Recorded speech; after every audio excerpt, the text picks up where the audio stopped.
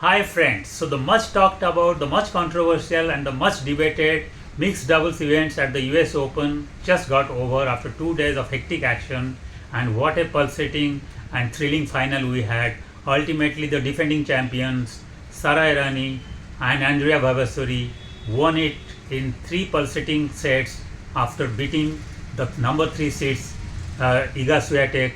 and Casper Ruud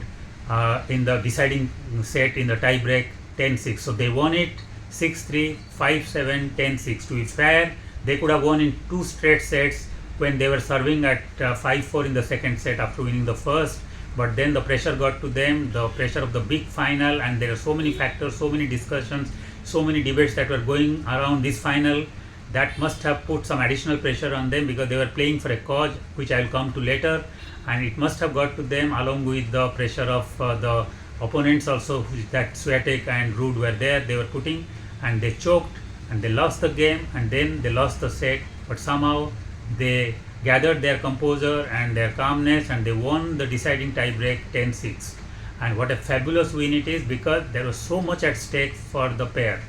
It was beyond the fact that they were defending the title, they were the defending champions. It was beyond the fact that there was an insane amount of $1 million at stake at the prize money. Nobody ever has got this in a mixed doubles event, and also that was there at stake. But the biggest thing that was at stake was the debate, discussion, and the outrage over the new format that the organizers have introduced this year for the mixed doubles events by introducing it in the fan week before the main event, by shortening the games, by shortening the sets, by making even the final set the deciding set as a 10-point tie break, even making the games also best of right up to the 4 games rather than 6 games in the initial rounds up to the semi-finals, and there was no advantage, no dues. So all these things were introduced to make the event over in 2 days time, that too much before the main event. The only objective was to make it more marketable, make it more TRP oriented, make it more revenue oriented by pampering and pushing the single superstars who would otherwise not be ready to adjust themselves in the mixed doubles events or doubles events, because there is so much focus and so much exertion, so much effort put in the singles events. So just in order to endorse it to them, just in order to attract them, all the changes were made. There were only 16 pairs, out of which 8 winners seeded, and they were seeded based on the combined singles ranking of those superstars. That meant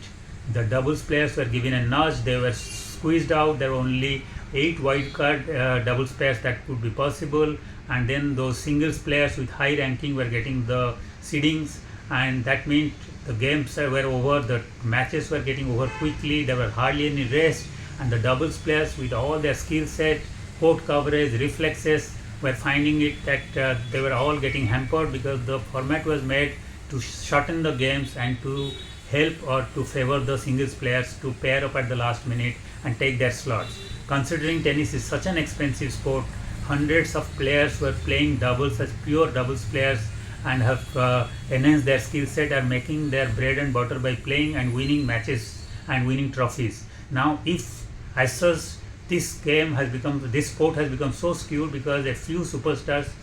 in the singles are making millions and they are really rich, the rest of the people are finding it difficult to sustain and difficult to survive because this sport is a very expensive sport. Now, by introducing this kind of format, the organizers have put further pressure on doubles players who are anyway not playing singles and they are focusing on doubles and still spending so much money with coaching, with their rackets and infrastructure and everything, and hoping to recover some cost by winning doubles trophies. Now, by making this mixed doubles event in such a skewed manner with new rules and regulations favoring the single specialist, there was a lot of debate, there was a lot of outrage, there was a lot of controversy and criticism, not only from fans or experts but also from double specialists all over the world. And when Errani and Vavassori were playing this tournament, it was almost like playing under a protest because they were not playing for themselves, they were also playing on behalf of all the double specialists, because there were some big superstars playing like Alcaraz, like Casper Ruud and Iga Swiatek, who came all the way to the final, the number 3 seeds, the number 1 seeds, Pegula